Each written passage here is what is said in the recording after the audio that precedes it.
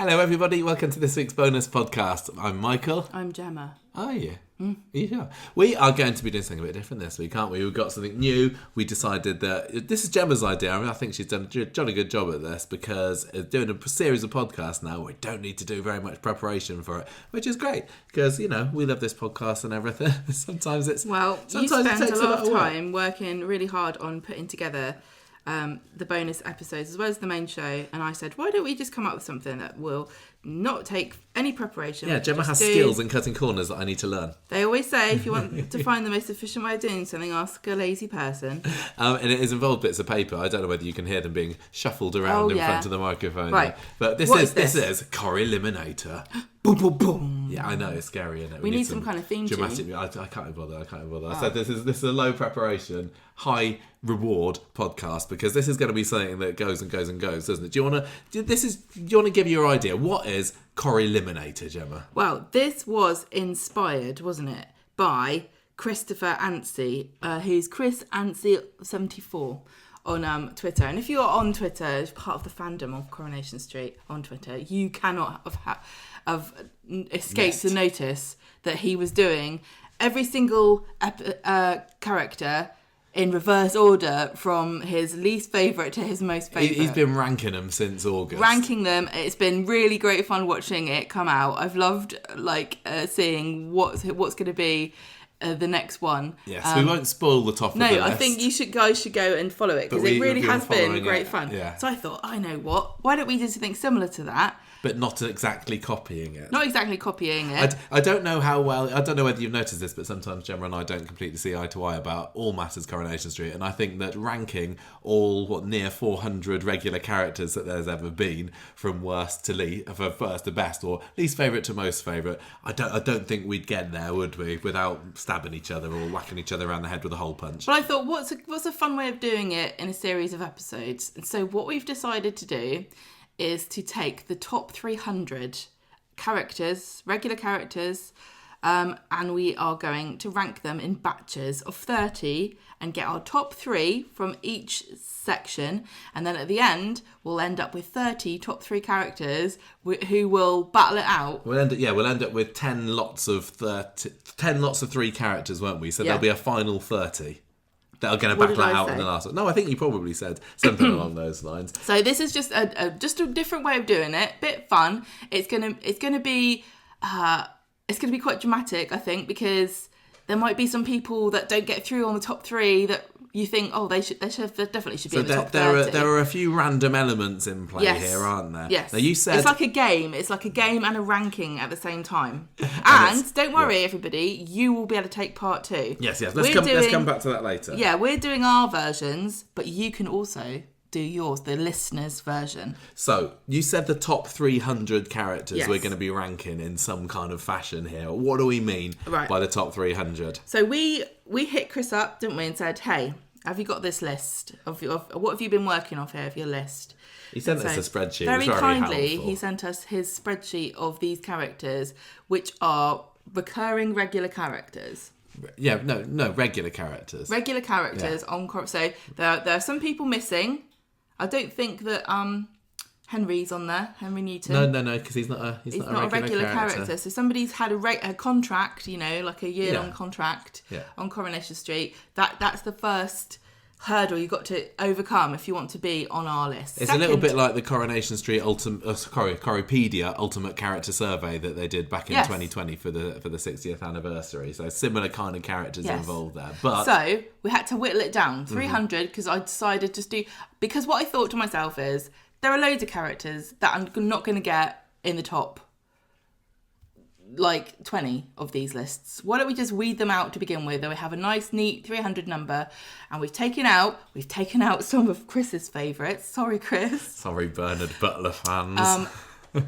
You guys might not agree with it, but it's our top 300. Yeah, how many? There was 380. Is that 84 odd? that we had to take out? Yeah, we had to take out 84. Or so that was actually quite hard because that's really already a quarter, nearly a quarter of the characters. Some of them were easier than others. Like get rid of Granny Hopkins. Don't care about her. Yeah, shove her off. Phil Jennings. There were quite a few that were fairly easy to get rid of. I'd Sandra really Petty, argue Lionel Petty. that some of the some of these characters are like the vast majority of these characters. If you ask somebody who's just casually watching Coronation Street, not like you guys, but just a casual fan, and you said some of these names, they'd be like, "Who's that?" Yeah, who's that? We got rid of some of that, and some of the characters on that list we do still like. It's not like we've only kept the ones that we liked. We've definitely kept some characters we hadn't liked, but we recognise that they're bigger, more important characters that are probably more deserving to be in that top 300. But even then, the ones, some of the ones in that 84 that we had to say no to, it's a shame that they couldn't sneak on. It was a difficult decision, but we had to do it because I think that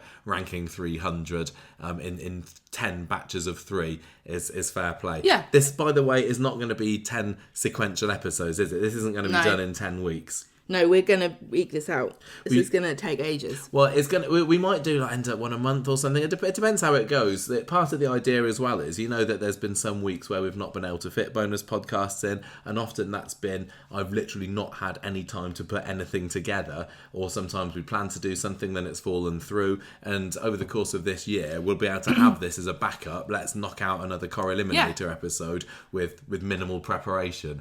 But yeah, we're gonna do this. So we got and a 300. Also, the good thing about doing them in batches of 30 is that you're going to get really good characters. We're not going to start off at the bottom and go, right, these are our least favourite. Yeah, every batch is hopefully going to have some classics in there, but it is going to mean it's going to be harsh, and because we've only got the top 3 from each batch of 30 that are going to make it through to the final, there are absolutely going to be some much loved characters that should probably be up there in the high ranks, but they aren't going to make it. No, they're going to be through that trapdoor. It's going to be controversial. It's going to generate discussion. It's going to generate scorn and derision. People aren't going to agree with us at all. It's our opinion. Yes. And you get your own chance. So batches of 30, Gemma. Tell us about that. What do you mean? Where are we getting the batches of 30 We've got our 300 list, and then we're going to randomly generate. Exactly. So each one has got a number. Yeah. And so when we randomly generate, we'll get the numbers and they correspond to the spreadsheet. That's why it's a game. It's an element of chance. Could be that it randomly picks 30 absolute bangers of characters and we have to say goodbye to 27 of them. Or it could be that one week we get 30 absolute nobodies and we have to pick 3 that will go into the final somehow. But, that's the way that Corrieliminator goes. And it's hopefully going to make the episodes quite exciting because we haven't yet revealed. We don't know our first batch of 30. We're going to be doing that live with you now. And if you're interested in who we have eliminated prior to the elimination of the Corrieliminator, we'll post the full list of all the characters that didn't make it to our top 300 on our website, so you can look at it and go, feel free to add in the comments and say, no, they should have made it in there. That's right. Give us lots of traffic. Yeah. Okay. So I think that's... do you want to say a bit about... Have we said about voting? You said that what we'll do, hopefully, and I don't know how soon after the episode airs this comes out, I'll try and make it fairly soon. We'll set up a Google Forms with the characters that have been picked, and then you'll be able to go on there, pick your top 3, and then that's gonna, the poll might run for a couple of weeks, a month maybe, and then the top 3 there will then combine with all the other top 3s from the other months of the listener voted for characters, and then at the end, when we do our final of our combined top 3s, you'll be able to vote for your favourites out of the listener. I'm kind of excited to see how differently they come out. I think it's going to be really, really interesting. I think so. Hopefully it's fun. We didn't want it to look like it was copying Chris completely. Didn't want it to look like we're copying Corripedia completely. But everyone likes a good ranking online, don't they? I thought. I was trying to think of how we can do a ranking, and this is how we've decided to do it. It's not completely fair, but what great game show is. There's no such thing as a fair game. So shall we start off today by picking who our characters are going to be? Are you ready for this? Yeah, we've got our Gemma's here with a pen in hand and a 30 little bits of paper. But we've got to really be careful not to make this too visual. What do you mean? We can't just go look at this. No. We're going to be putting them in front of. We're sitting on our table. It might sound different today. Yeah. So we're sitting at our table so that we can move these around and argue with each other. Yeah. We're going to have to be a bit of give and take. I'm usually can be a bit of a pushover in these situations, Gemma, but I'm not letting you get your way every single one of these. Okay. Little smile is creeping on her face. I think that's an interesting idea that you have there. Oh, God. Okay, right. So are we ready to find out who our 30 characters are for this month? Did we? That was a question for you, not the listeners. I was just thinking, did we take Bobby out? We did, didn't we? But Bobby's no, but I think Bobby is in the list. No, yeah, Bobby's in the list. I wanted to It's take right up Bobby to date. out. No, he's going to be there. Yeah, He might it's not really be up at to the top date. of a But list. just remember, we're doing this over a series of months, so we might end up like a character might start next week, and we'll be like, oh no, they're the best. Well, we could. Yeah. Anyway, well, maybe we'll sneak him in. Right. Okay. Generate. Enough diddle daddle. Let's. Diddle? I don't know what I'm Don't diddle saying. my daddle. Let's find out who our characters are. Right. Our first character in the mix this week is Curly Watts. Curly Watts. Okay, so there's already one that is quite a classic character. I don't know whether he's going to be in lots of people's top tens, but there we go. Number 2 on the list, we have got Samir Rashid. I like Samir. Lovely Samir. You see, he's very lovely, isn't he? But this, I maybe think, not top 3 this will help us material. focus because there's no way Samir's going to be a top 3, is he? No. Nick Tilsley. Oh, Nick. Oh. Okay, we're bringing out the big guns here. Yeah. Okay, next up we've got Reg Holdsworth. Oh my gosh, this is like this is already killing me. Because I was, as much as I would... Oh, no, let's... No, let's we not- can't I love discuss Reg. it. Absolutely love Reg. Next. Next up, we've got Martin Platt. Oh, I hate him. The Cheesemeister, Martin Platt. Then we have got Ida Clough, factory worker extraordinaire, and Strike Cajoler. Next up, we have got... Is this hard work for you, Michael? No, it's fine. hard work for me. I'm enjoying it. It's Ray Crosby. It's Okay. Ray. I'm going to throw up a hotel. Yeah, okay. Okay, num, The num. most modern character so far. We have next got Vera Duckworth. What? Whoa, that's This a is a legend. hard This is list. really hard already. Vera and Curly, lodger against landlady. Next up, we've got Kirsty Soames, old wacky with a Hoover Kirsty. I still reckon she's not dead. Yes. After Kirsty, we've got... Oh, it's Jeff Metcalf. Jiggle it, Jeff. Will he be jiggling his way to the top of our list today? Spoiler. No. Next up, we have got Faye Windass. Now. Strictly Come Dancing champion of late. But what about her character? How's she going to fare? After Faye, we have got John Stape. We got a few villains going to be going up against each other this time. John Stape, amazing. Love that character. We can't put him too low, otherwise I think Hope might set our house on fire. By the way, that reminds me, we have not got any under 18 characters here, have we? We have only got adult characters in the mix. Yeah, just, we didn't think it was just fair. to be nice. Okay, next up we have got... who's next? It's Double L Phil Whittaker. Happily living in his house in Wales at the moment. Next up we have got Summer Spellman. New Summer or Old Summer? Well, I think she can be combined for this one, to be honest. Next up we have got... it feels like we've got so many more to go. Robert Preston. Oh, Carpet Bobby fitter P. come chef. Best chef in Weatherfield. He does Silver really Fox. nice, what are they called? Bat pudding balls. Most handsome man on the street. Most handsome man on the street. Yeah, it's official, but we're not ranking that. After Robert, we have got... it's Vicky Dankowska. I don't know whether I pronounced that right, but so she was a really nice Polish factory worker in the mid to late I'd love first her decade to be of the my 2000s. My colleague. Went off on maternity leave, never came back. Okay, next up we have got Doobie. Oh, hang on a minute. Where did I get Vicky from? Oh no, it is. Oh god, this is the most stressful part of it. I'm just going up and down my spreadsheet. We have got Tommy Harris, whack with a wrench. He's a bit mean, wasn't he? He was a bit of a nasty guy, but you know he saved the Platts from drowning in the canal. I thought you said he saved the planet. he could have done. Save the cheerleader, save the world. If only save Katie the hadn't Platts, ended save him. the planet. Amy Barlow is next. I my love goodness. Amy. Alma Vaney, absolute legend. Oh, there's a lot of ones on here. She's going to go campaigning against us if we don't rank her too highly here. After Amy, we have got I told you this would be stressful. Tyrone Dobbs.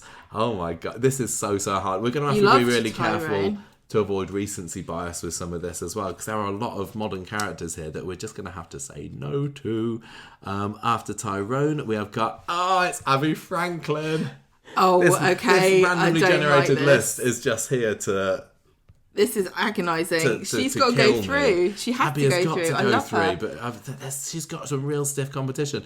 Right, next up we have got Claire Casey, Claire Peacock, who later was. Yeah. So Ashley's second wife after Maxine.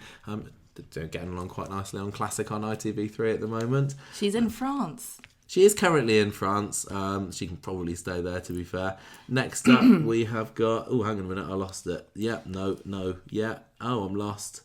Rob Donovan. Is he coming back? His son's just appeared on the street. There's rumours flying around that he might be returning to Weatherfield at some point. But he's a good one as well. Next up, we have got Johnny Connor. Sad. R.I.P. Under the street. Great This landlord. is very good... test of my spelling. I'm not spelling any of these right. Next up, can't see this one getting ranking too highly, to be honest, but it's Amber Calleray. Got a recent shout out on Coronation Street when Dev remembered that he had another daughter. Oh yeah. After Amber, we have got it's an earlier one. I did like Amber. She was better in her not a first top stint. three. It's Des Barnes, Gemma. No. Des Barnes from the 90s. He was recently, Phil Middlemas was on Loose Women with Matty Arix right. recently, wasn't he? Yeah. Thingy. Next up, we have got, this is another early one. Oh, where is it? Oh my God, it's Blanche. Blanche kind of gets a free pass to the top three, doesn't she? I know, but we can't just decide as we're bringing them out because we've got two now that this we're like. Is so difficult. It has to be Abby and it has to be Blanche. Oh my gosh! Okay. People are going to get so mad. People are going to get mad at this. Brilliant. Well, it's all feedback, isn't it? Right. Next up, we have got Surfer Webster. Just because you like a person doesn't mean that somebody else Mistress of the has to clipboard, agree. Sophie. Chris, who started his ranking, I saw a few times where he was like, why are people arguing about my opinion? It's my opinion. Katie Armstrong is next. Dead. Mother of Joseph. And next up we have got a very early entry. It's Billy Walker. Son of Annie. You don't like him, do you? I'm not a big Billy Walker fan. I'm going to say he won't be in our top three if I've got anything to do with it. Okay. And finally, at last, the 30th entry for today is Gail. Oh, what classics we've got. Wow. Okay. So we should have had a dummy run of this really, shouldn't we? But we've now got 30 bits of paper all laid out in front of us. Sorry for all the paper noises. But I think first thing we need to do is to sort of sort them into, are we thinking top 10, bottom 10, middle 10 sort of material? We can kind of like agree on, like, together we can agree, for example, that we don't really want Faye. Yeah, I mean, I think Faye is going to be like bottom 10 material there, isn't she? So whereabouts we'll have to... How much at the moment do we want to be talking about what the characters are like? Why is she bottom 10 material for us? We'll talk about them now then. Just because she didn't really do anything. And from the more I see of Ellie Leach, the more I think, God, you did squander her a bit, didn't you? Because people love her, but nobody liked Faye. I had a real soft spot for Faye when she came in. She was just a little girl, wasn't she? She was a bit of a troublemaker. I know that there was a lot of negative opinion about her online for a lot of her time on the show, to be honest. And I was really trying to be a staunch Faye supporter, but looking back now, her time on the show is over. How much did she do that was memorable? Not a whole lot. And you could tell by the end of her time on Coronation Street that they really didn't know what to do with her. They stuck her with Craig. They stuck her in prison for a bit just so that they didn't have to come up with any storylines for her. Went off with Jackson. I mean, to be fair, the teenage pregnancy story, she did a cracking job. I think that's probably what she's going to be what she's most remembered for. But thinking about who else we've got in the mix here, I don't think that she's going to fare too well. Should we have a few more of the baddies? We don't need baddies. Lowies. Katie Armstrong, very beautiful. Georgia Mayfoot is beautiful. Don't count for now in the Corrieliminator though. She got hit. Well, no, she went with Chesney, didn't she? They decided to want a baby, which is the fast track way to become boring very quickly. And also dead if you have a child. There's got a few orphans on the street at the moment. Beautiful young mothers are ripe for the stabbings. Yeah, in the I die-ins. didn't really enjoy her. She was kind of like feisty, but She was very similar to Faye in that, you know, she was a young girl with no real personality. I think that she had a bit more feist to her because of, you know, she knew that she was beautiful. But I don't. I think that sometimes that can make you a little bit annoying. I apologise for this, but anybody who decides that they want to go out with Chesney should be voted out immediately. Okay. Other ones that are likely to be at the bottom of the list. Amber. Yes. I think this month. I don't think the young girls are faring very well here, are they? I know. I don't want to be kind of sexist and ageist here, but I'm just going to point out that there's a current crop of Corrie teens and young women that we absolutely adore. So I don't feel like we're being ageist at all. I just think that there's definitely a period of time. It depends on how many other young characters that are around you, doesn't it? Depends on what stories you get given and how interesting you are. Because unless you're with other young characters, you're just going to be a side accessory to the main kind of action normally, aren't you? Because Amber was just basically, she pitched up, she had 2 big stints, didn't she? Yeah, she was in it when it was revealed that Dev's got an awful lot of children, and then she came in. I think she was a bit of fresh air at first. I can't remember a whole lot. I think I quite liked her first stint, and the second stint she came back and she was just a raging bitch. Did she come back from university? Yeah, perhaps? she had all these highfalutin ideas. I remember that she was really kind of not very nice to Sunita, who was living with Deb or married to Deb at the time, and she got up her nose. I think, didn't she also... she was involved in Sophie and Sean splitting up, wasn't she, I think? Yeah, Didn't because she snog one of them or go after them or she something. decided to dabble in lesbianism. Yeah, but for plot purposes. They really did a number on her character, and it wouldn't surprise me if we don't see her again, even though, you know, with Deb still being in the show, there still being a couple of other hands, there would absolutely be a place for her. But she's not left a big impression, has she? I want to go with, I just had it then, Claire Peacock. She's a drip. She's a drip. I probably would put her in the bottom third of this 30, but maybe higher up in it. She is a drip. I'm finding myself liking her more now I'm watching her on the classics. I preferred Ashley and Maxine together. But I can probably see how Claire and Ashley were more suited together because he was also a bit of a drip. Just to point out also that many of these boring, drippy characters are actually really nice people. And I'd rather that I knew them in real... Like, she was a really nice... like, you can imagine her being the mum next door, can't you? It wasn't that she was a complete pushover. I think there are times when she did stand up for herself. The reason why she was off the street is she punched Tracy, didn't she? Oh, yeah, that was pretty good. In the Giddle that time after the tram crash. And she did have to stand up for herself against... Fred, didn't she, sometimes? You know, he was very blustery and tried to railroad her into doing stuff. And I think when she came into the show, we remember the scene where Fred and Ashley were picking a nanny for baby Joshua, and she did seem absolutely perfect. And she was lovely, and the romance between them that blossomed. Oh, and she had a lovely wedding dress.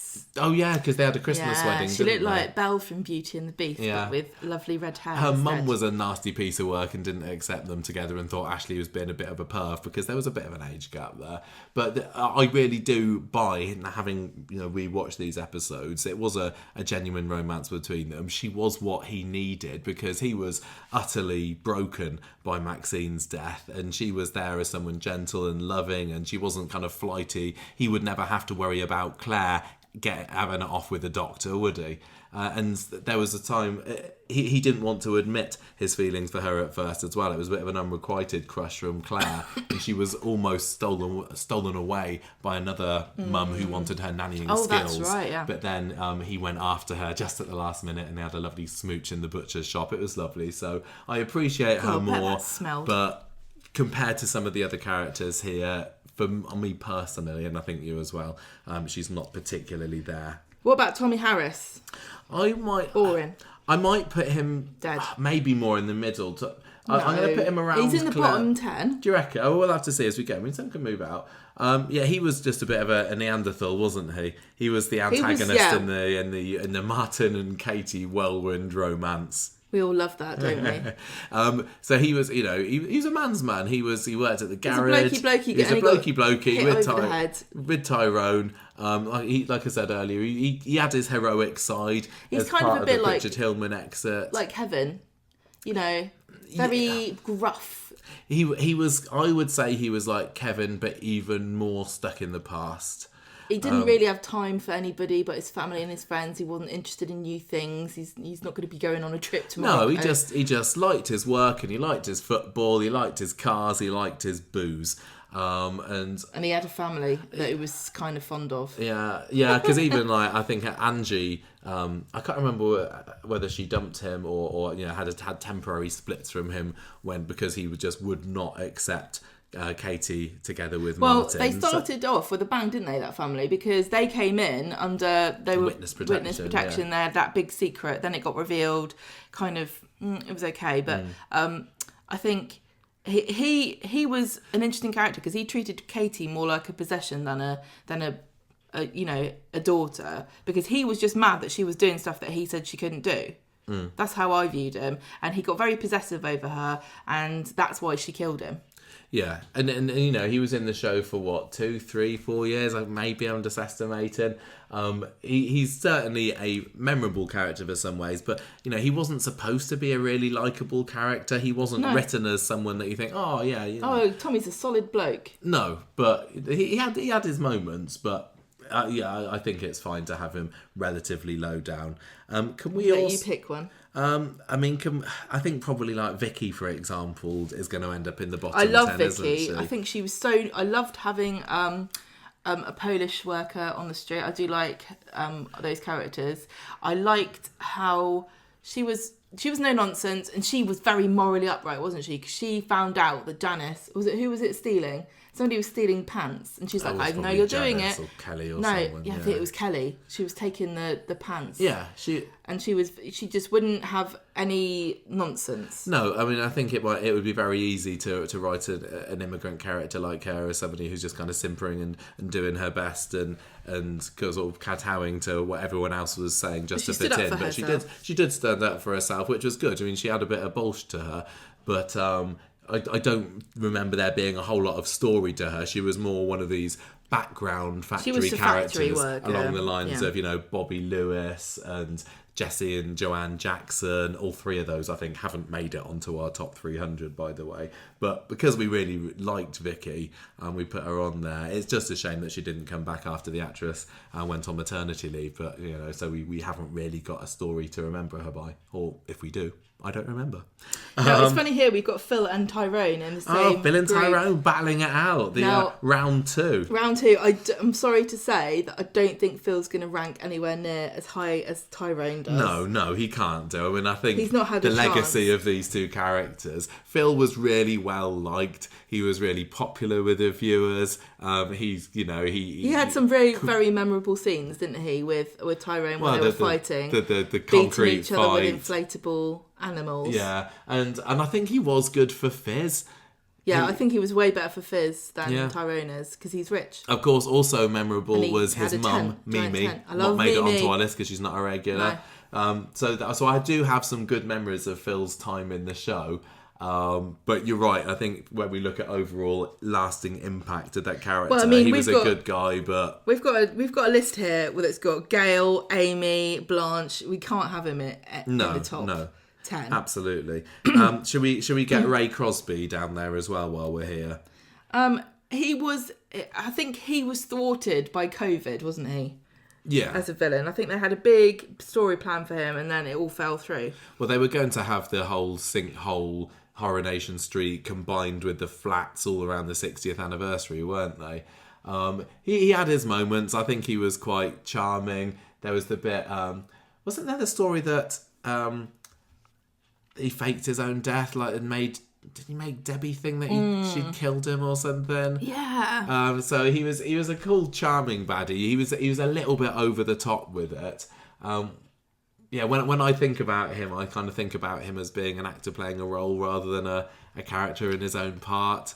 I see what you mean. And then what happened to him in the end? He got caught at the airport, didn't he? Still come back. could still come back. He's in prison. Imagine if he comes back during the year, and then we voted him like bottom of one of our 30, and it turns out he's the greatest villain of all time. Not one of Corrie's best villains there. So we've got 1, 2, 3, 4, 5, 6. We've got 8 in our bottom 10 here. And then just update here. Abby's come to walk all over the table. The cat is now walking all over the table. I'm going to pick... I think with what we've got left, it's really difficult to pick any obvious I'm going to pick... No, it's all right, leave it. I'm going to pick Summer Spellman to go in the bottom. Now that's probably the first kind of big character name. Maybe maybe Claire, Tommy, but certainly among the current cast that we're saying low down. Sorry. Do you want to elaborate? Dare you? I just think they tried too hard to make us like her by having her fall over. And it might have worked in Jane Austen novels. Not even then, actually. Jane Austen didn't like people that swooned all the time either. It has never worked. So it's another young female role that kind of made tragic things happen to, and they've done a lot of this, throwing just tragedy upon tragedy on the good actors. And yeah, you're right. She's just become a bit of a joke. The character's fallen over all the time because of her diabetes, and now suddenly it's stopped miraculously. It's a shame because Summer, and she had an eating disorder, which is really hard to recover from, and she hasn't really had any proper treatment. No, it's a shame because I don't want to be like down on the intelligent women. I don't want to say, well, they're getting too big for their boots, but sometimes that's not what you're saying. Sometimes these characters who are intelligent, because Coronation Street is often about the people that make mistakes. The uneducated people who make mistakes of the working class sometimes. Well, they're all mostly undereducated most because of them they aren't never went to university university educated. But that was true of everybody in this country up until I say, when Tony Blair got in and he started saying everyone has to have a degree, and now everyone's gone to university, and now we're all just stupid, but we have degrees. Yeah, but when they get characters, and I'm including myself in that. When they get characters who then buck that trend and are like, oh, I'm clever, you think, well, that's not really, you're a bit up yourself, aren't you? And I think we've kind of got there with Summer, but it's a shame because... I don't think that I find her arrogant. I don't think she's arrogant on purpose. I think she just naturally has that air. I don't think... she's always come across to me as somebody that is a bit dim.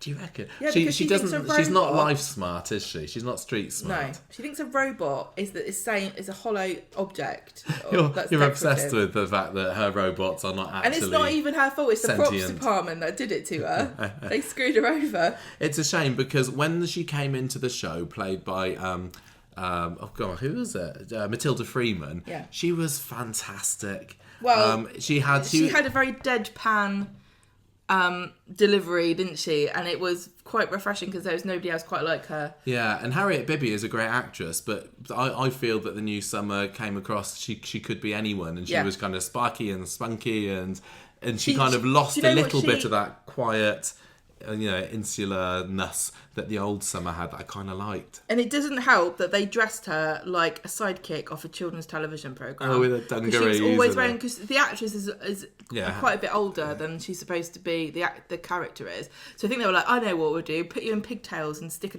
pair of dungarees on you. And she just looked like somebody off of Sarah Jane Adventures or something. It's quite telling that they've sent her away to America as we kind of reach the final act of Paul's story as well. It's almost like they're saying we don't know what to do with her here. I don't know if that's I don't know if that's true, but it's how it kind of comes across to me. She's had some good moments, and I like somebody who's bubbly, and I think I like her when she's bubbly, but I just don't think they've given her enough opportunities. She hasn't had any chance to get rid of that stick up her bum.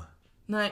Okay, so we've got 10. We've got 10 now in our bottom 10. There could be some more that sneak into there. Are we going to rank them? No, let's not do it yet because we might add some by other the end ones of the in. show. Yeah, we are going to put these as a rank. Oh my Should we do the opposite end and think who's a potential for the top 10 or even the top 3 here? Abby Franklin has got to be there because I love her. Sally Carman plays her so well. From the moment we first saw her in her first episodes on the show, she was clearly not supposed to be a regular character, I think, when she came in, although she did have a big pedigree behind her that we weren't really aware of because she was in Shameless. Yeah. So she wasn't like some kind of like young inexperienced first role actress, but we knew straight away that she was something special, about her, and she's just got so much charisma. There was that period of time where she was just rescuing everybody from fires and collapses and stuff. Female mechanic first for the show. Oh, is that true? Is it? She's the first? Yeah. I don't know. Yeah, definitely. Well, I can't think of another one. I think it helps that Sally Carman is also one of Corrie's greatest actors on the current roster. She's very, very, very good. And we're not very ranking talented. the acting ability of the actors, but she's been given so many opportunities to do so. And it's interesting too, because her sort of stories were quite a lot to do with drugs, and that can be very tough sell. We've already just spoken about Summer and how her I'd say medical issues kind of made her uninteresting, and addiction is a medical issue. And so sometimes those characters, especially, we went through a period of time like that with Peter Barlow, where it was just like, oh, Peter's drunk again, Peter's struggling again, and then he overcomes it, and then he kind of relapses. But then you like get the a couple scenes... of years later, and you feel like. But then you get the scenes with Peter when it's like, oh my god, this guy is good. Like some of the times when he had seizures on the floor, or when he was taking his shots as medicine, and that's the same with Abby as well. It's not. My point is not anything to do with the character of Peter Barlow, because I think he's great. But my point is that there were definitely times when you thought, oh god, is this another Peter's alcoholic storyline? And then you roll your eyes and think, I've seen this before. And Abby went through a kind of very shortened version of that, where she did keep relapsing, but I never lost patience with her because I like the character so much. She went through a period a few years ago where some people online, some of the viewers were starting to say, too much Abby, we're fed up with her, she's being horrible to Kelly, and some of that love that was almost universal up to that point for the character started to go.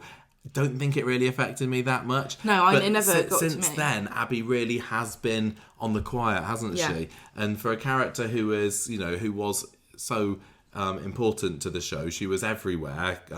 She's great for the laughs. If you want a crying scene with Panda Eyes, get Sally Carman in to do it. And so I'm just waiting for her to have another big story come up. I hope that there's something coming soon, because she's been seriously underused for so long. But the baby storyline, all that week 2 years ago, where she had the baby out in the countryside, getting kidnapped, crashing her car.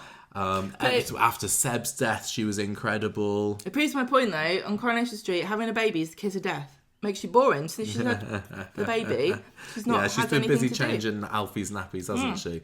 I would say that she's a bit of a modern Corrie legend. Yes, is Abby. She's absolutely fantastic, and we kind of half named our cat after her as well. Yeah, we did. So should we move on? Who else? I mean, there's Blanche. She's in the top 10, isn't she? She's in the top 5. She may well be in the top 3. I mean, she is lots of people's favourite Coronation Street character ever.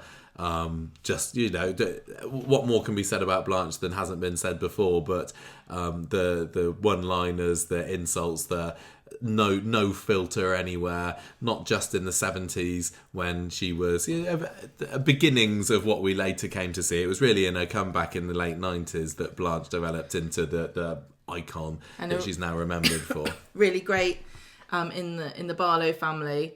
Just all the comments that she would make about Ken. Yeah, that was probably the peak Barlow period, wasn't it? Yeah. When it was Deirdre and Blanche and Ken. Yeah, Ken and Deirdre were still young enough to be having some drama and relationship issues, and then you'd have Deirdre, Blanche there getting a 2 Pennethworth and with her cutting remarks. She's got some fantastic lines that are still legendary today. Some brilliant quotes, just moaning about things, really. Her disdain for Norris, her love of going to funerals, really lovely relationship with Archie Shuttleworth as well at one point. Just think she could have inherited that house. Yeah, she'd outlived him. If only then maybe Tracy would be living. Maybe they're going to find another will. I think she cared a lot about her family as well, even though she didn't always show it. And when Amy was born, and Blanche was fighting for Tracy to keep hold of her because she's part of the family, and I can't believe you'd be wanting to give her up. It wasn't often that you saw Blanche cry, but when you did, it made it all the more effective because it showed that this cold-hearted woman did have an actual heart in there. Yeah. Absolutely legendary character, Blanche. I'm also going to say, I think that, whatever's become of her now, Gail's got to be there in the top 10 if we're ranking her, doesn't she? I agree. I know that she's become a bit of a joke these days, which is unfortunate because she just is a ditzy kind of clueless mum or grandma.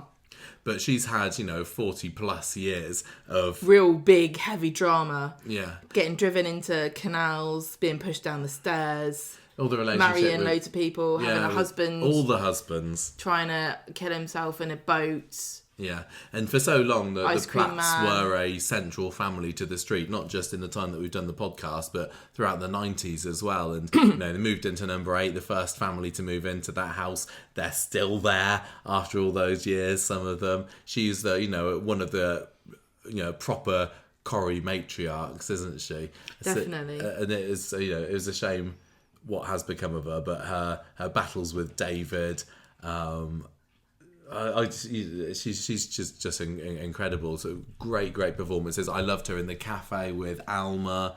Her friendship with Alma was lovely. I enjoyed that. And when she was younger, she was bright young thing came in. Audrey came in because of Gail. She's kind of been the genesis of creating lots of characters that are still brilliant. Nick, Sarah, David, they wouldn't be in the show if it wasn't for Gail. No. And the fact that she's a terrible mother as well as a terrible wife. I don't think there's anything that Gail could do, in the future time that she's in the show that would ever get in the way. It's nothing's going to top probably what's come before, but I don't think there's anything that could happen that would, wipe out what she's left before her. Sometimes you have characters that are good and then they just go south, and then you think, were they ever really good? And I don't think people will ever forget how iconic Gail was for those first 30 years or so of the show. Imagine being in the show for so long and everyone's like, well, your first 30 were okay, but you kind of dropped off. Such an incredible actress. That two-hander that she had with Richard Hillman before he left. Everything up against David. Also navigating one of the Corrie's most controversial, notorious storylines, which was Sarah Louise's pregnancy. Yes, pregnancy. Of course. She was like a major part of that, and she was the one that had to do quite a lot of the heavy lifting because she had to react to everything. Whereas who plays Sarah? Tina O'Brien. Tina O'Brien. She was very young. She didn't really. She had to kind of look a bit sad and. I'm not knocking her performance at all, but Gail had to do a lot more work, didn't she? She had to be shocked, surprised, supportive, disgusted, angry. And then kind of defend her against Audrey, because Audrey's first reaction was to call her a tart or whatever, and then she obviously had the whole of the street looking down on her. She is, absolutely solid. 100% needs to be in that top 10. Not sure about the top 3 so far. Let's see who else we can get in there. Well, I'm kind of, now with the numbers are going down, I'm seeing some here that possibly should be in the bottom. Middle. I'm seeing that some that should be in the bottom here. Who? Somebody like Ida Clough, for example. If we're saying that Claire is... there's no way that Claire is lower on this list than Ida, who was, she was great in The Factory. For us personally, she was a bit before our time, wasn't she? Yeah. You've not seen much of her at all. I've only seen her in her 90s comeback. I understand her importance, but she would be there going out on strike with the rest of the girls. But I think I'm not gonna take anyone out of the bottom 10 so far. But I'm gonna put her there. Right. Okay. If we go back to the other side, Reg Holdsworth has got to be. If this is a list that I am part of curating, I'm not demanding a top 3 position, but Reg Holdsworth, he is in that top 10. I still think he's one of the funniest Corrie characters there's ever been. I totally get that his sense of humour, which is very kind of postcard British seaside humour is Benny not Hill. to everybody's taste. It was total. You couldn't have a character like him now. He was a bit of a sex The pest. woke brigade but, wouldn't allow it. But Ken Morley, I found so funny. The first time round when I was just little, he kind of made me laugh because I was a young teenager or even younger. I can't remember.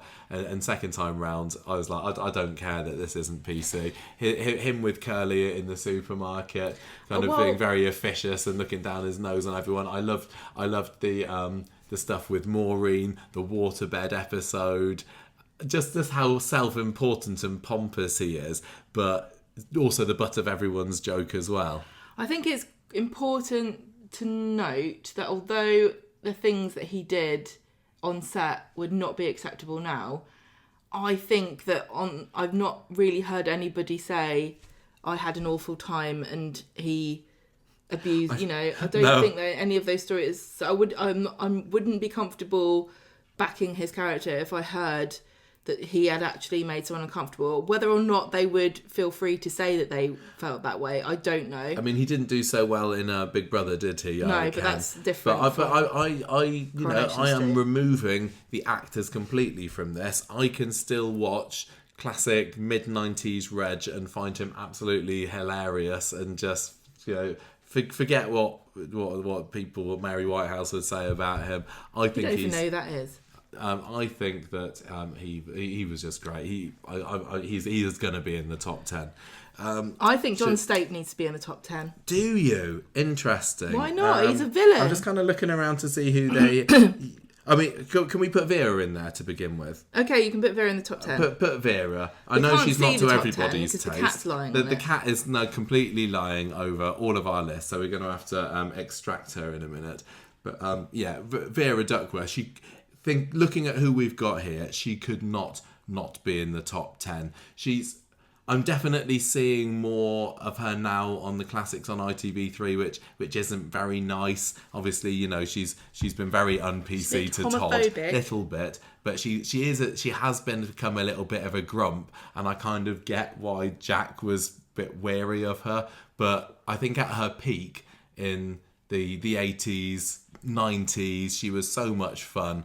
With Jack, they made a brilliant double act. Absolutely dreadful landlord and landlady. Didn't know, asked for her elbow, but she as a loud-mouthed gossip, or another one of the strikers at the factory.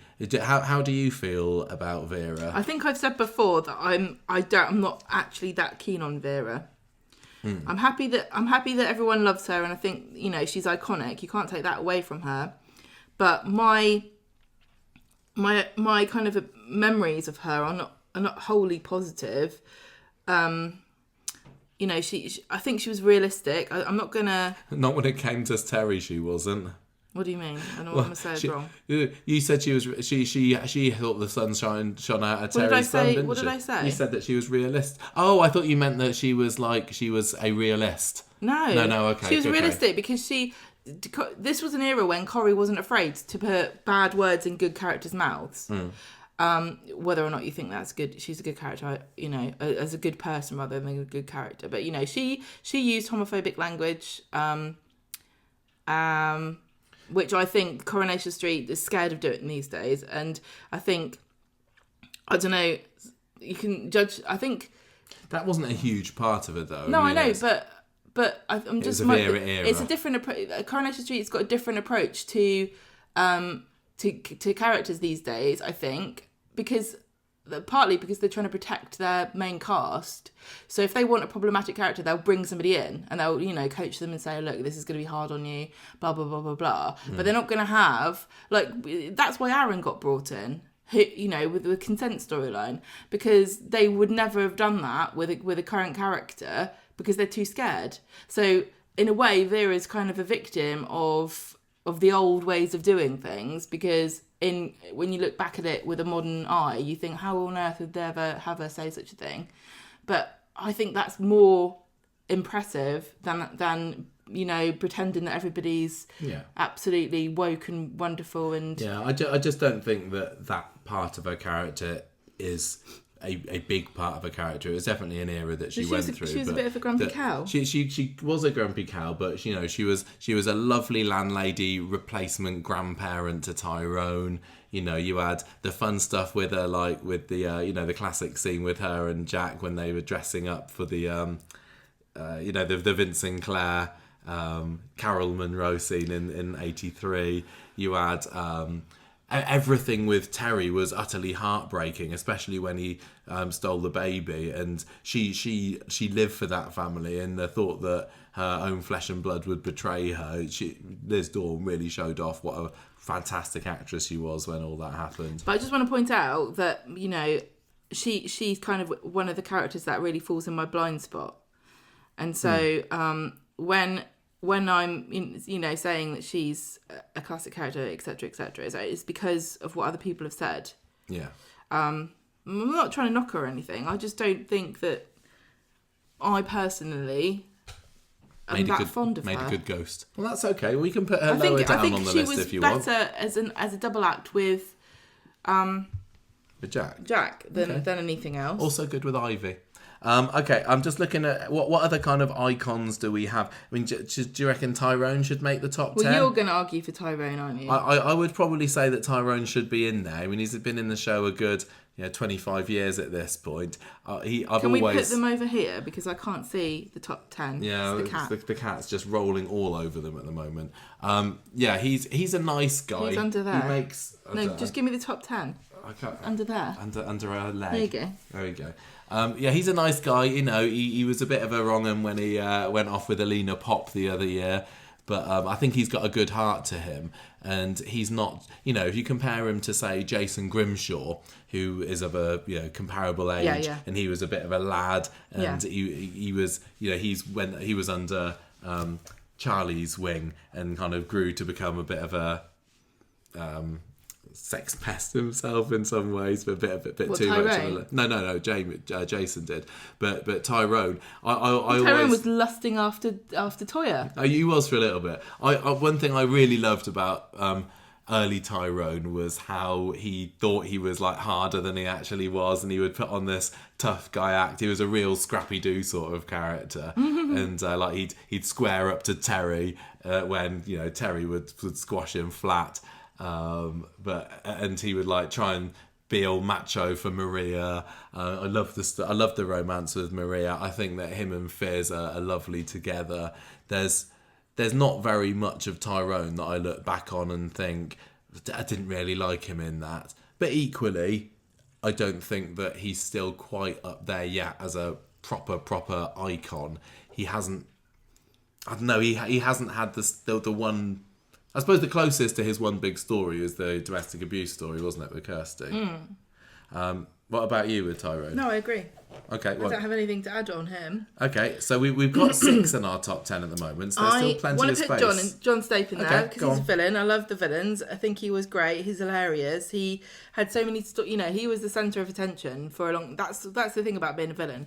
You're the centre of attention for a long period of time, as long as your storyline is running. He was a nice villain, though, wasn't he? He wasn't really. He just accidentally killed lots of people, which I think is quite funny. Just wanted to teach. And he's still iconic, and I think it's a demonstration of the kind of star power of John Stape as a character, that you can have a story, you know, years after he's died in the show, where his daughter's listening to him reading stuff. Yeah, like that was great that they brought back Graham to film a couple, or not to film, to record a couple of audio lines of that as well. Yeah, the Little Women recording was new stuff from him. I think, you know, I think he was sympathetic, and despite everything that he did, and you kind of, it wasn't just like a bumbling idiot that you'd watch and go, just put him out of his misery. You kind of were rooting for him, weren't you? You know, when he was burying Colin Fishwick under the factory, you're like, go on, get him under there. It's not your fault that he died on you. He just kept thinking, I can see how you got to this situation. Yeah, I can see how that happened. Yeah, so despite all the horrific things he did, you were rooting for him in some ways, and it was a kind of a comedy of errors and very dark, and not I wouldn't call him an iconic character, but he's one that lots of people will look back on and go, oh yeah, that was kind of funny, wasn't it, John State? Of the remaining ones we've got here, I definitely have two that I want to add to the top 10. How many have we got in the top 10? We need another 2. Oh no, need another 3. Okay, I mean, I'm thinking that probably I'd quite like, gosh, I don't know, maybe Nick or Amy. Yes, those are the 2 that I want to put in. Yeah. Are they? Oh, well, there we go. So what great minds think alike. Now, Amy Barlow has been just a revelation recently, but she was great when she was a young girl. She's always been good, ever since Elle took over the part. Yeah, we've loved her when she was going through her Wednesday Addams phase with, being psychic and dark and deadpan and little chip off the old block for yeah. Blanche. And then, she's kind of navigated the progression from child to teen. Independent woman, sticking it to the man. And now, now she's got her own radio show, so she's like us, really. So we're very proud of her achievements. I love her. She's had some big stories recently. Yeah, I like how that Corrie went for so long without any characters going to university, and with the current crop we've got Summer, who I know I was kind of saying she's a bit up herself and everything, but you got her, we got Amy, you got Asher, all wanting to better themselves, and Amy does come across as a very bright woman, and not just yeah, doesn't not just in a fake Coronation Street way. Yeah. I think she's very sensible. She's switched on. She's emotionally literate, which is quite incredible considering who her parents are. She had a bit of a duff story with the pregnancy. I don't think that worked. The rape stuff last year, she was fantastic, and the other consent story. I wish that they'd do a bit more with the aftermath, because they had like the week in, what was it, October last year, when she nearly left somebody out in the car to die, when she had those that was great. clubbing, spiking scenes. Yeah. And you got to you saw the beginnings of this rivalry or maybe even a bit of an understanding with her and Swain, but then it's kind of gone off a bit, the boil. Same with her relationship with Ardy. It seems like they are ever so slowly being destined for one another, and I think I'd like them together. I think they make a cute couple. Convinced. But yeah, I've got very little bad to say about Amy, so I'd be happy for her to be there in the top 10, even if we're not saying the top 3 for her. Nick Tilsley, what an iconic squinter. I love him. I think he's just a great presence in the show, because he's kind of like David, but instead of making sarcastic comments, he just makes sarcastic expressions. And I know that that's a bit silly, but I just really enjoy his reactions to things.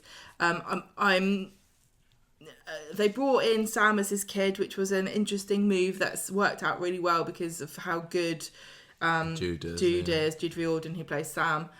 So from that perspective, I think he's an important current character. He's got something brewing at the moment with Toya. He's got Leanne trying to decide if he wants to marry her or if she's just going to become a Barmy cult member. There are periods where Nick can be a bit of a bore. That's all. We did make fun of Nick for quite a long time for how boring he was. When he nearly drowned in quicksand, we thought that was quite funny, which I don't think we were supposed to. But yeah, I think he's a solid character. I think Ben Price. He's solid, but he doesn't, set my heart aflutter in the same way that other proper Corrie icons do. I'm glad he's in the show. I think if Ben Price left again now, I'd be like, but I like Nick, But when he left, not that, a few years ago, I was like, yeah, bye then.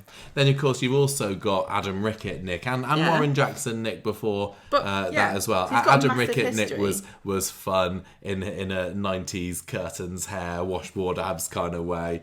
He's got a massive history in the show, and he's had so many big storylines. And one of the big ones, another one that we made fun of, was the Weatherfield washing machine, when he and Leanne and who else? Carla and Peter, they're all just jumping in and out of bed with each other. Yeah. You had the brain the brain injury from being story. Hit by a car. I mean, all of his squabbles with David and that kind of aspect of him is great too. So, yeah, I enjoyed the story with him stealing Audrey's money, and that scene where David had him at knife point in the barbers a couple of years ago was fun as well. I like him. I don't know whether I'd completely put him in the top 10, but looking at who we've got left in the middle, I do think that some of these maybe need to go to the bottom 10. Well, I think that I want to put Johnny relatively high up next in the second 10. Well, we haven't finished, have we? Oh, yeah, we got 9, you're right. I think Curly needs to be in the top 10 because although I don't like him, I know that he's a massive character. He was a big part of the 90s. He had that really important Millennium episode. Yeah. He was good with Raquel. He was good with Raquel. He was good with Reg. I think looking you back... You can't have Reg in the top 10 and not have Curly. I can. I don't think any... I think Curly is, he was one of my favourite characters when I first started watching, but he became a bit of a bore at the end, didn't he? When he went through his counsellor phase... and I think, he already came into the show in 83. The idea was that he was a bit of an outsider. He was a bin man, but he wasn't at all manly. And he wasn't really one of the lads, even though we've tried to be. And Terry was the cool one, and Curly kind of wanted to be like him. I'd probably prefer to put Johnny if I think, if I'm naming these characters and going, what's my rating for them? How much do I have a soft spot for them? I've got a softer spot for Johnny than Curly, and I know you have as well. And although this isn't, this is a mixture of being an iconic characters list and a favourite characters list, I think for us we should have Johnny higher than Curly.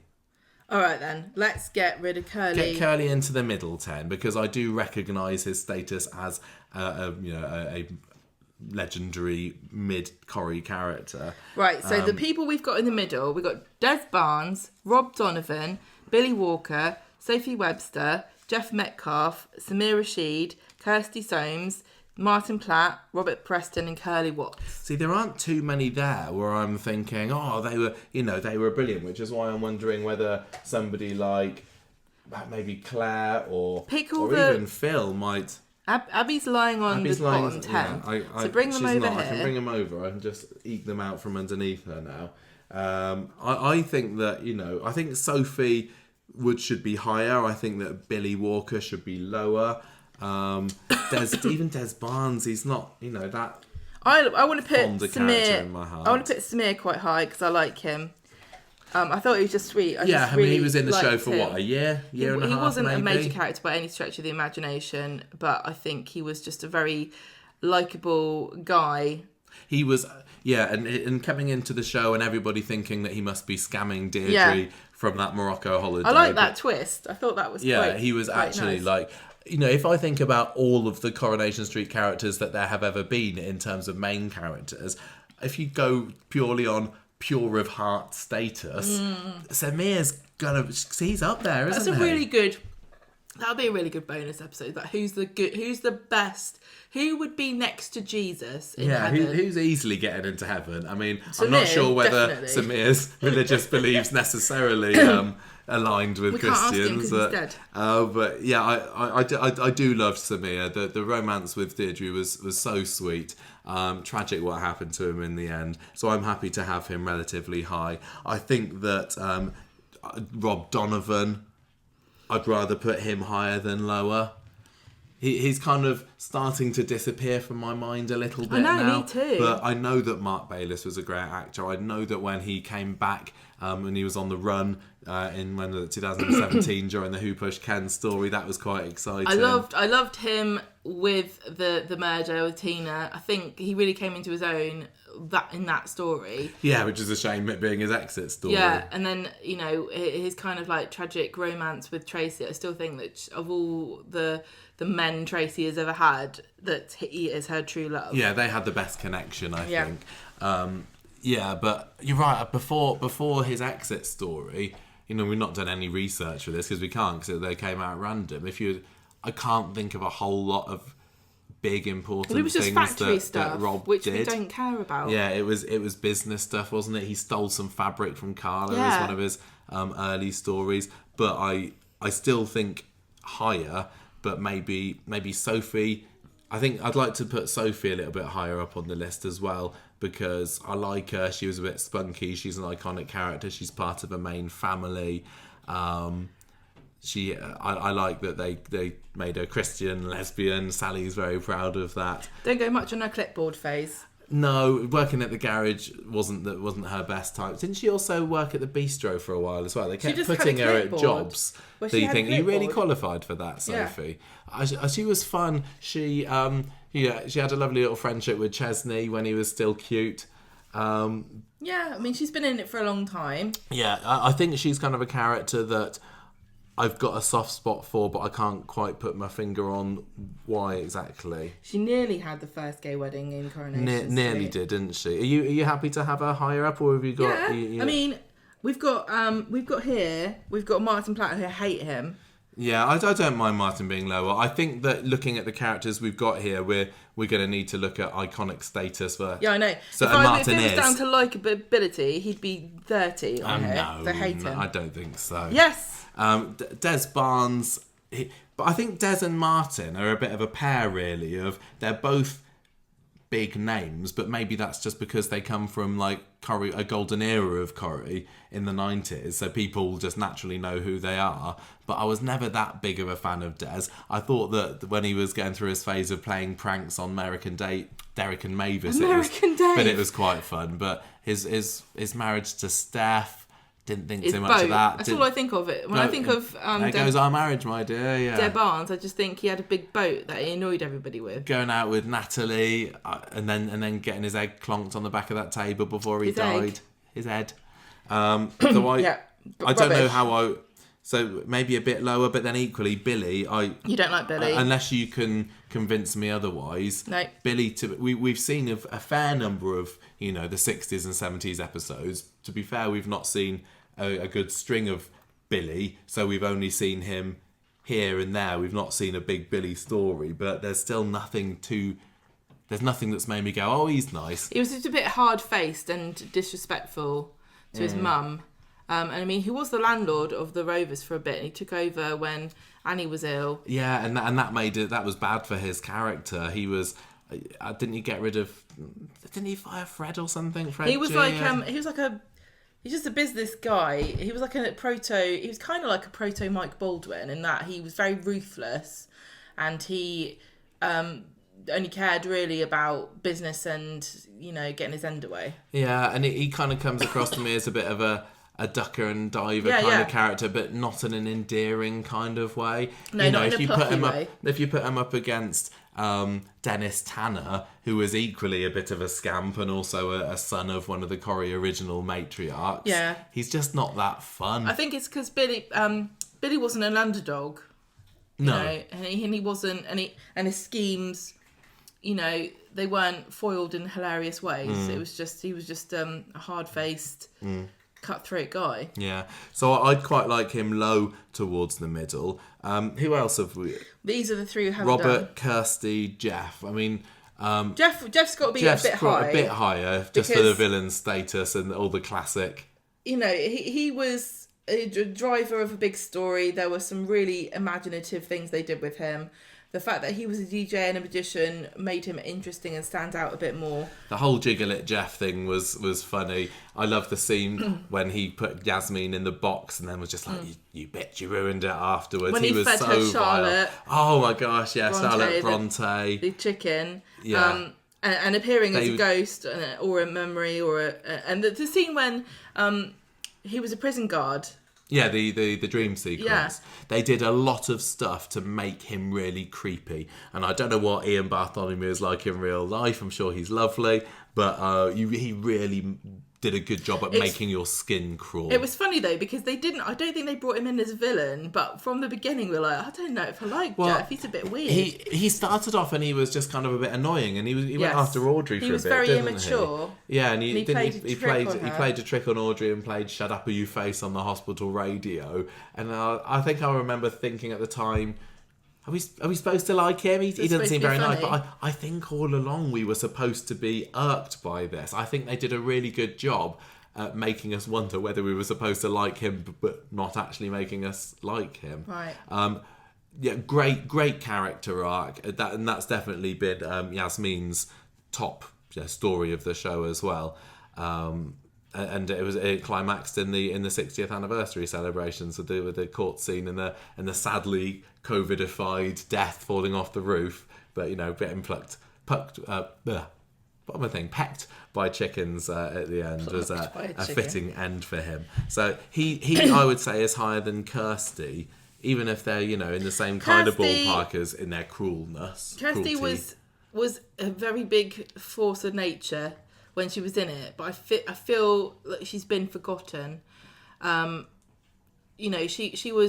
She's in it for a few years. She came in, she was a police officer. Yeah, she was nothing wrong with She was fine. And then when she started, going out with Tyrone, she became very abusive, and we had that scene where she hit him with the vacuum cleaner, and then he was blamed. Throw a baby rattle across the room. Yeah, and then she kind of redeemed herself in the end when she admitted what she did in court, and then she's died off screen. So although she had a very big presence, it was for a brief period of time. Yeah, especially if you compare it to Jeff and the long-running nature of the coercive control story. And I can remember a lot more iconic Jeff scenes than I can Kirsty scenes, to be honest. She wasn't... The thing is about Jeff is he was a bit camp. Like, the whole thing of having a villainous magician is just inherently camp. And they had so many funny camera tricks and imaginative things. It wasn't wholly based in realism, was it? No. The story, it got a bit fantastical, which I didn't mind. I really enjoyed that. Kirsty Soames was just a nasty soap villain. Yeah. She did a really good job for the period that she was in it. It was a great story. It well deserved of those awards that it got, but definitely lower than Jeff. How about against Robert? Because Robert was just kind of a bit dull in the end, wasn't he? I liked Robert. He's a solid bloke. I liked the fact that he was a chef, but he was a bit boring, and the most exciting thing he ever did was die. When I think back to most iconic Robert scenes, I'm thinking of his stag do before he got married to Tracy the first time. And he wasn't even played by Tristan Gemmell, and he got himself locked up in a storage container, and the whole of the Barlow family were going all over Manchester trying to find him. And then in comes Tracy of the wedding dress and Doc Martens. But no, What did Robert do that was exciting, honestly? He died, but not even in an interesting way. Yeah. He just was... You didn't even see, just walking along, and then he got shot by accident. That was cool when they revealed... That was a really cool twist. When Derek shot out the Rover's window, and then you see that Robert's there. Because I think we knew that he was going, I can't remember. But he was under the thumb of Michelle. I would probably put maybe even Des and Martin above Robert. But we're still not completely ranking. What we've got at the moment isn't necessarily a rank. Can we just have a look at our bottom 10 now and see, is there anybody here that we would swap around with people we've got in the middle? Because I would probably say there's a case for Claire Peacock to be in there. I'll swap you Claire Peacock for Martin Platt. What about Billy Walker? I'll swap him out as well, but I want to get rid of Martin Platt. Okay, well, get rid of Martin Platt. I want to get rid of Billy Walker.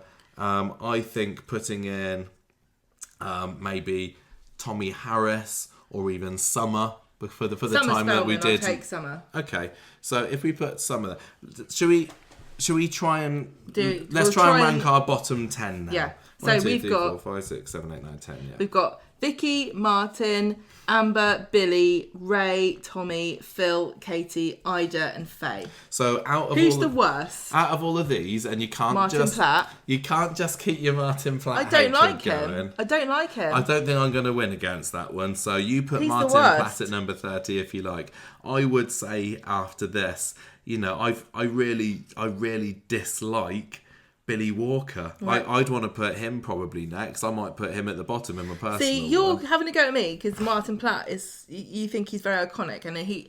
the best thing he ever left with his surname, as far as I'm concerned. But he was a very major character. I'm not going to deny that. But Billy Walker was also an incredibly major character in the 60s. Yeah, just because he was the son of of Jack and Annie, and he was a big character. Yeah, I think that probably Ida Clough could come next. She was never a big character. She was always just a side character in the factory. Similarly, I think maybe put Vicky Dankowska after her. Then I want to put Amber in. Yeah, because that makes sense. Not big. I think Phil higher up here because he was a bit of a beloved character for a short amount of time, and Tommy, to be honest, I think that he is still an important character. Katie goes in next because she just didn't really do much. I would say Katie, Faye, Ray, and then Ray. So that's given us 30. Martin. No, hang on. We'll do the whole list at the end. Oh, okay. So are we? Is that just in front of us that our listeners can't see? Secret. That looking okay. We can make a few little changes when we count down at the end. So now we've got our middle 10. Okay. We've got Samir, Curly, Rob, Sophie, Jeff, Kirsty, Des, Claire, Robert, and Summer. Okay. So who's the worst out of these? Are we going for the worst, are we? Well, yeah, we're going to rank them, aren't we? So Des is bottom. Okay, I mean, that's fine to have and then Des there. Claire, because she was already in the bottom lot. And Summer as well, do you want to put there? Summer. I'd maybe put Robert below Summer. Okay, yep, that's fine with me. Because Summer has got some redeeming qualities to her. I think that, gosh, it's hard. Like, Curly was a bit dull, but I would feel bad about putting him below somebody like Kirsty or I think even of these Jeff. characters, I think he can't be too low because I'm gonna say it feels to me like Kirsty, Jeff, or Samir should come next, even though I'll put Kirsty. Yeah. Then I'll do Samir. Okay. Then I'll do Jeff. Okay. And now we've got Sophie, Curly, and Rob. I think Sophie's higher than Rob. Yeah. So Rob's next, and now we've got Sophie and Curly. I think hard, isn't it? I think I feel similarly about both of them, and that they're both a bit kind of straight-laced and a bit boring at times and a bit do-goody. I think I've probably got a little bit more connection with Sophie these days, although I've got more favourite Curly moments, especially with Reg, especially with Raquel, than I do Sophie. I don't know, maybe Curly needs to be higher. What are you thinking? So Curly's number 11. Curly number 11 in the list. That's okay, yeah. Okay, right. So, I wonder whether for our top 10 we need to be looking at the top 3 first and saying, well, who is going to make it through into our ultimate 30. Our climax then. We've got to go up the mountain to get to the top. Okay, well, who's at your bottom? Who's the boringest one out of Abby, Blanche, Vera, Gail, Reg, Tyrone, John, Amy, Nick, and Johnny? I mean, for me, I would probably be looking at John, Nick, and Amy there. Johnny. I Nick, just got a lot of Amy. love for Johnny. No, John. John Stape, Nick, and Amy. Okay, I'm going to put John at the bottom, then Nick, then Amy. Okay. Now it starts to get more difficult with the characters. Now, you said you didn't have a whole lot of love for Vera. I'm happy to say keep her out of the top 3 because we need to both really, really believe and be championing whoever we're putting in the top 3. So if we're not going to, if you're not feeling it for Vera, absolutely get. Well, what do you think of Vera? I like her. I think. I think she was a lot of fun. She definitely went off the boil towards the end. She had a lot of heart, but also a lot of hatred in that heart as well sometimes. Okay. But her legendary iconic status is undeniable. I feel that she has to probably go higher than Johnny maybe because of that legendary status. Can I put Reg above Amy? Because we've got Johnny, Tyrone, Gail, Vera, Blanche, and Abby, and I think he's not better than any of those. Who do you think he's better than of these people? I would say, as much as I love Johnny, I would put Reg higher than Johnny. Okay. I probably would say I enjoy watching Reg more than I enjoy watching Tyrone as well. I love Tyrone Tyrone, he's a nice guy. Yeah. But Reg, he just makes me laugh. I think we've got a top 4 then, haven't we? We've got Abby, Blanche, Gail and Vera.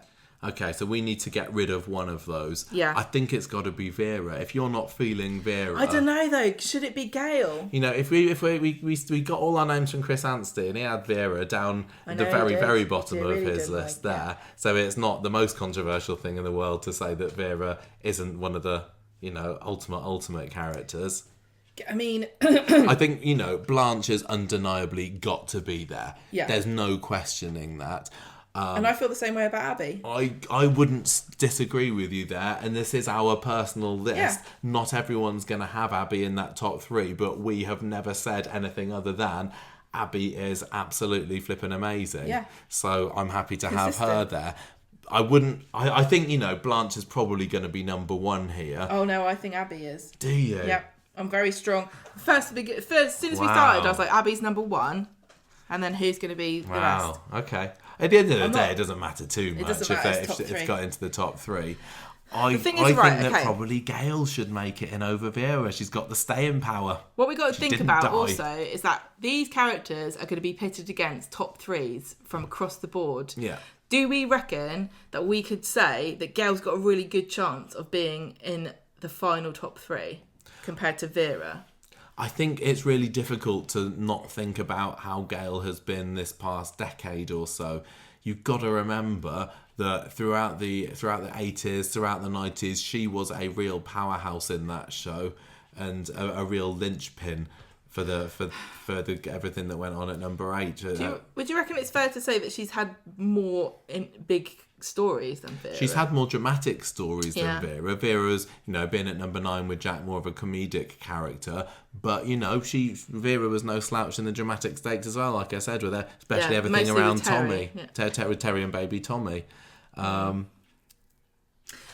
I think... I'm just thinking that you don't really like Vera, but if you want... But I think Gail, we should put Gail through. Okay. So... Right, so I think, have we got it? Have we got our top 30 from the first I think we have.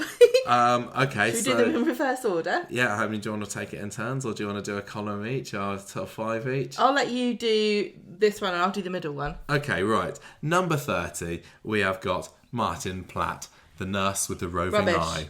Number 29, Billy Walker, wayward son of Annie Walker.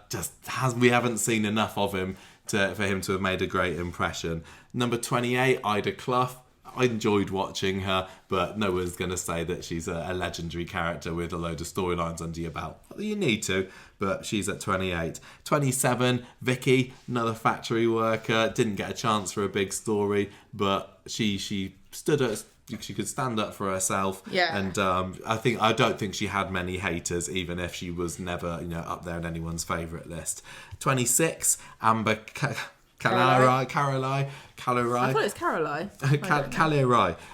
So Dev's one of Dev's daughters, possibly not the oldest one. I can't even remember now. She was feisty and spicy. I liked her. Yeah, spicy. She knew what to do. Went off the boil in her second appearance completely. Number 25, Katie Armstrong. Very similar, really. A bit of a madam, but feels a bit more iconic. Don't know whether that's just recency bias. A bit of a madam, but she wasn't, was she? 24, Faye Windass. Same. Yeah, just underused. Underused, but more major than some of those other characters to us below.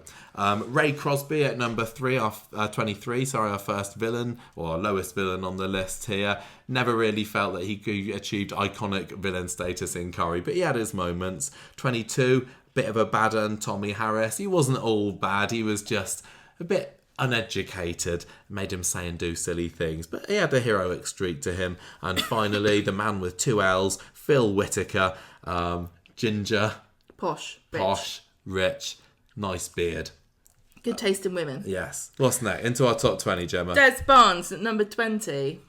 He was there. Sorry, I wasn't setting you up to give little mini synopses of each one. Claire Peacock at number 19, sweet but kind of dull. Robert Preston at number 18, best chef in Weatherfield. Best chef, best face, not most best handsome. Character. 17, Summer Spellman. She'd be better if she wasn't so horizontal. Kirsty, some women have made a living out of being horizontal on the show, but she certainly hasn't. Kirsty Soames, number 16. She was a pretty good baddie But she wasn't in it for very long, was she? Samir Rashid, Heart of Gold, loved him. Jeff Metcalf, very important villain, very imaginative character in the way that they portrayed him. He's number 14. Then we've got Rob Donovan, big murderer. Big murderer, Love of Tracy's lots life. of people will say that making him a murderer was a massive mistake because he could have stayed in the show longer. He was a cracking actor. I think other than that, he was a solid, boring character. He was boring, but he was boring in the same way as like I think of Luke Strong. No, but I think of him along the lines of like Owen Armstrong, a bit of a man's man, not really the kind of person that I'd personally want to share a coffee with, but I don't think he ever really was into going to Costa anyway. I don't think he's got a loyalty card. Sophie Webster, clipboard wielding lesbian / Christian. 12, she's number 12. Curly Watts, number 11. Pretty low for an iconic character, but in retrospect, perhaps a bit too boring and a bit of a creepy stalker, I would say. Number 10. Number 10, John Stape. So our accidental murderer. Just an awful lot of fun. Just wanted to teach. The story, some people hated it, but a lot of people really hold it highly as just something a little bit silly around the time of the tram crash. Number 9, we have got the squinting entrepreneur, Nick Tilsley. Can be a bit of a boring one, but his contribution to the show over the past 25 years cannot be denied. Real solid actor in Ben Price now as well. Number 8, Amy Barlow. Love her. We've seen her grow up. Got a radio show. Plucky. She's going to get her degree, hopefully. Definitely plucky. Just looking forward to seeing where her vigilanteism leads her. Yeah. Number 7, Johnny Connor, another Heart of Gold guy. A businessman, probably one of my favourite Corrie businessmen, just because we got to maybe know him as a person. Nice calming presence. Yeah, and his relationship with Jenny really did help to soften him as a character. We haven't even mentioned his Daisy disease. We haven't mentioned his ME, have we? Number 6, Tyrone Dobbs, been in the show for a jolly long time, seems to have no signs of leaving. He's our age. He was the kind of person that I suppose, could feel some kind of kinship with, even though I'm nothing like him and I don't like cars or football or beer. But, he was a nice guy, and I kind of think that I'm a bit of a nice guy as well. A bit of a pushover. Quite a lot of these men can just be summed up with football, beer, cars. Number 5, controversial pick, but I don't care, Reg Holdsworth. Bloody hilarious. Bloody hilarious. Let you have that, Say but no I don't more. really necessarily Number agree. 4, Vera Duckworth. These two are going to be very controversial. Number 5, Reg, and number 4, I don't know. Not even in the top 3, Vera. Oh yeah, the fact that she wasn't higher, maybe, but but I don't think Reg would appreciate the fact that his underling at Better Buys did higher than him on our list either. No, Curly's number 11, and Reg has beaten him. Yeah, but not Vera. Oh. I was talking about her being the underling, a mere checkout girl. I'm quite enjoying looking at these, thinking of all the links between them, because you've got Tyrone and Kirsty. I know, it's funny, isn't it?